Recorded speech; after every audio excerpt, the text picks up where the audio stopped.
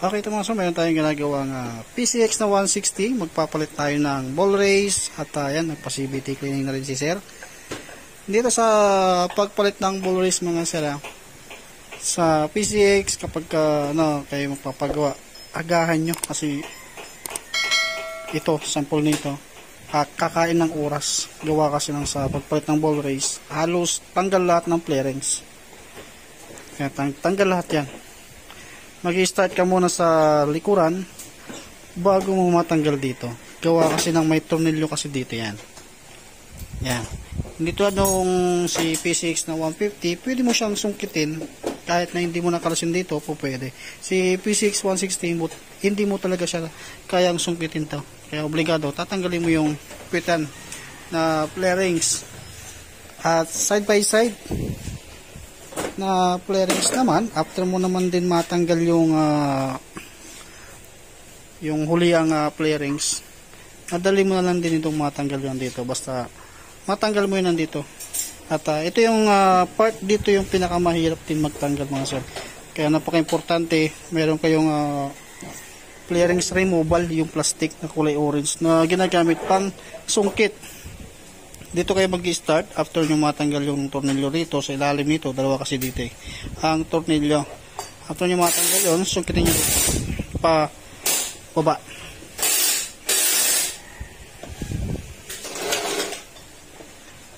Yan, tatanggal natin yung kanyang tornilyo sa gilid.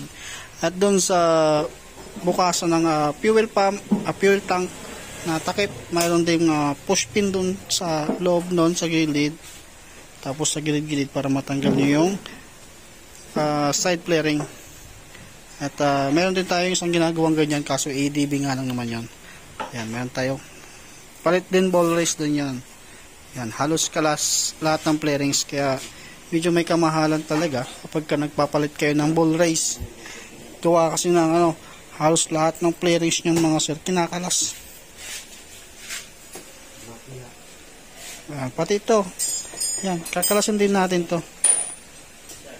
Ang may iwan na lang dyan yung headlight. Kasi ito, pwede naman natin makalansay ito ng isa-isa lang. Tatanggalin to, tatanggalin din to, hanggang dito. Yan, parang sa ADB rin. Yun nga lang talaga, matrabaho. Kaya pagka magpapaservice kayo mga sir yung ganito, dapat maaga para sureball na matatapos.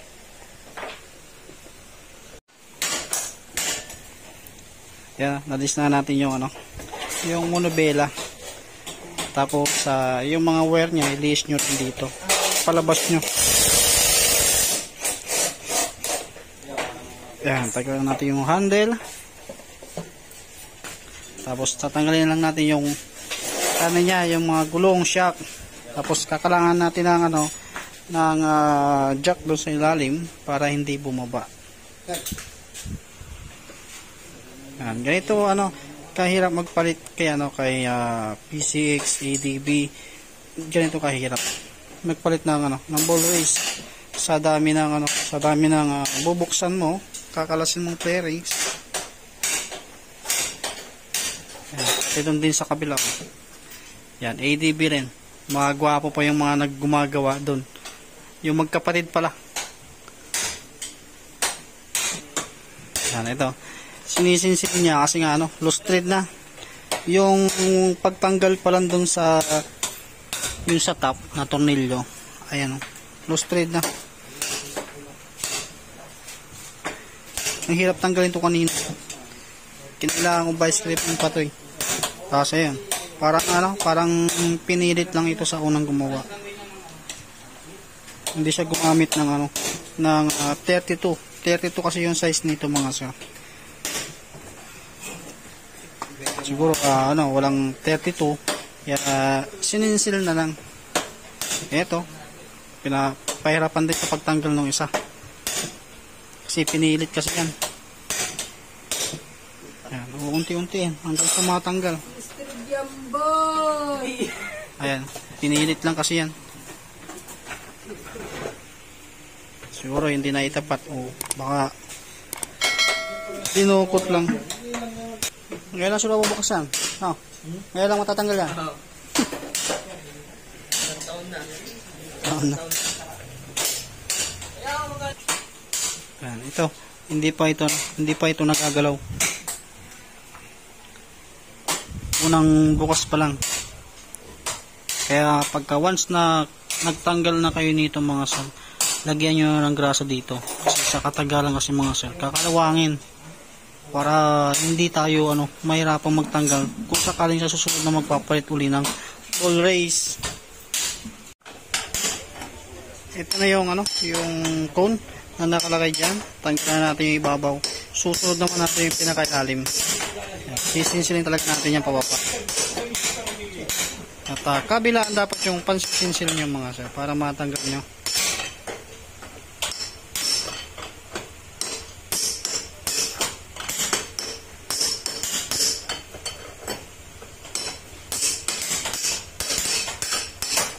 Hanggang sa yan, tanggal na. Hanggang sa lumabas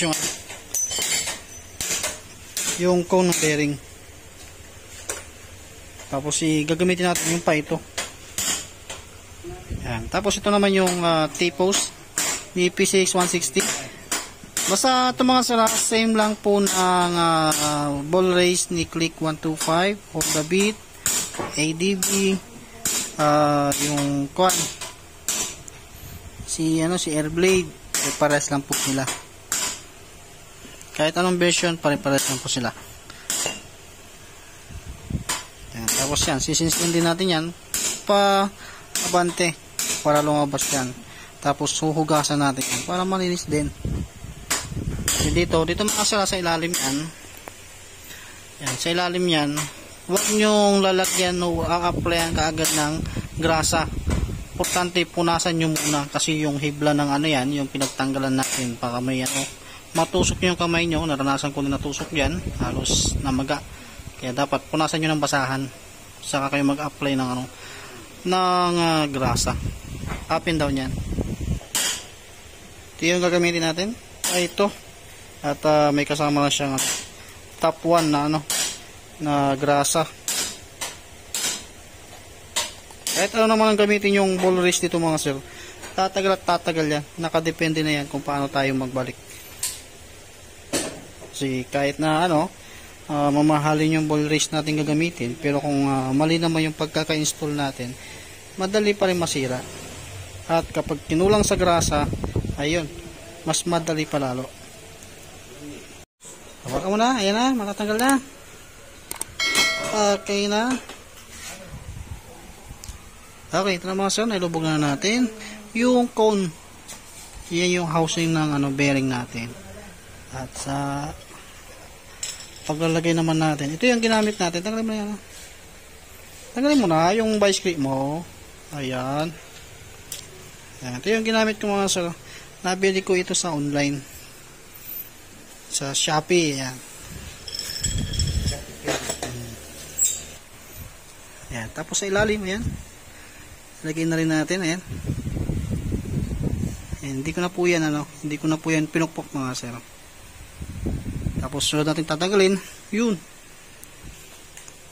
Okay, tanggalan na natin yung yung isang bearing niya. Ayan, ito yung bearing niya. Pukpukin nyo lang ito mga sir. Kasi totally hindi naman ito mahirap tanggalin. Pukpukin nyo lang ng flat screw na medyo malapad. Pa abante. Tapos ito na yung bago natin. Siyempre, huwag nyo kakalimutan yung o-ring mga sir. Ito yung pinaka-oilsin niya. Pero lagyan nyo muna siya ng grasa. Tapos ito yung lalagay natin. Kung hindi nyo pa kabisado, ito, gayahin nyo lang to. Parehas lang din naman yan. Okay, lagay ko na to. Ayan, nalagay ko na. Tapos ayan, ilalagay natin. Tapos nilagay ko na rin yung cone ng top dito sa taas. At ilalagay na natin yung T-post natin. At sasalpak na natin yan dito. Nilagyan ko na rin siya ng grasa. Inubos ko rin yung prenya na grasa. Item naman yun dahil top 1 yun mga sir. Okay yun kasi yung una kong gamit yung top 1. Sa akin naman kasi malaga sa akin, yung high temp pa rin kahit anong brand. Basta high temp pa rin yung gagamitin natin. Kasi yung high temp, Hindi kasi basta-basta nalulusaw. Kahit na hindi ito umiinit, basta item, okay lang din yan. Yung purpose natin dyan, yung grass ang gagamitin natin pang matagalan dyan.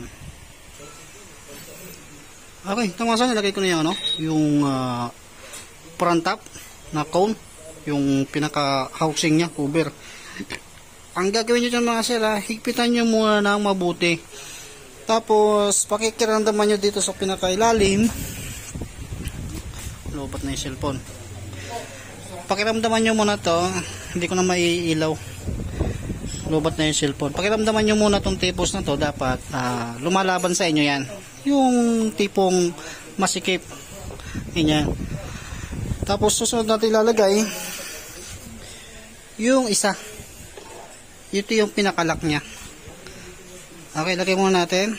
Tapos lagyan nyo ng grasa yung yung thread. Lagyan nyo ng grasa. Tapos gagamit tayo ng 32 na back wrench.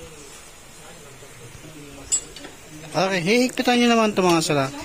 Hihigpitan nyo ito ng ng isagad.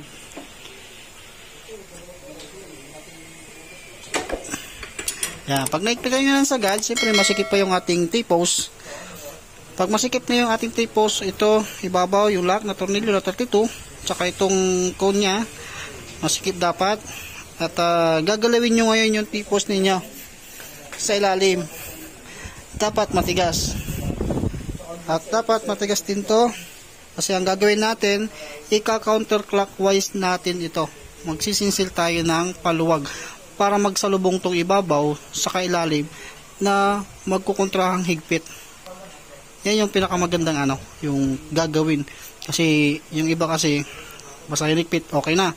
Ngayon, pag nalubak siya, nalubak yung motor, gulat na yung mga customer, meron din kasi nagpapagawang ganyan Lumuluwag agad kahit kapapalit lang.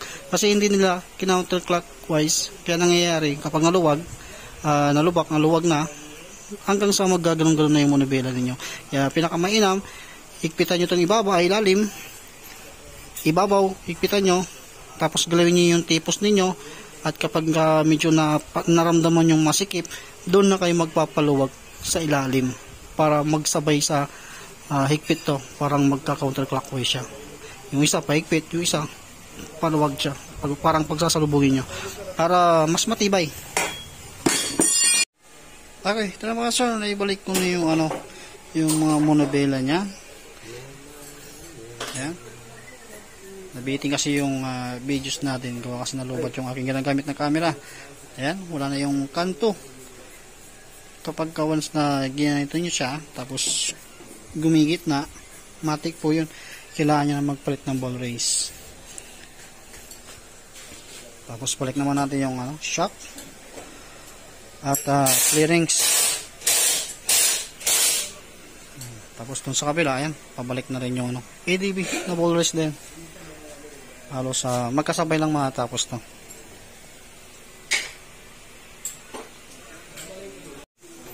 Okay, ito na mga sunod, tapos na natin.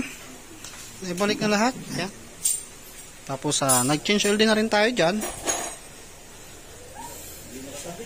At nag-oil din tayo. Ibaba mo nga konti. Idiin mo nga yung box. Idiin mo. Idiin mo. Ayun smooth na ulit siya. Kasi nung una, bago natin palitan to, meron siyang kanto, gumaganon siya. Pag once na ginano mo siya, gumaganon kagad yun. At ramdam mo talaga yung kanto niya sa gitna. Ayan, ito okay na. Okay. Ay, tama na. At ayun yung ADB, tapos na rin. Nagsabay lang tong PCX 160 sa si ADB. Sabay lang din natapos. Yung sa'yo din? Yung ADB mo rin? Kaya mo na yan. Okay, tapos na tayo mga sir. Salamat po sa inyo mga sir.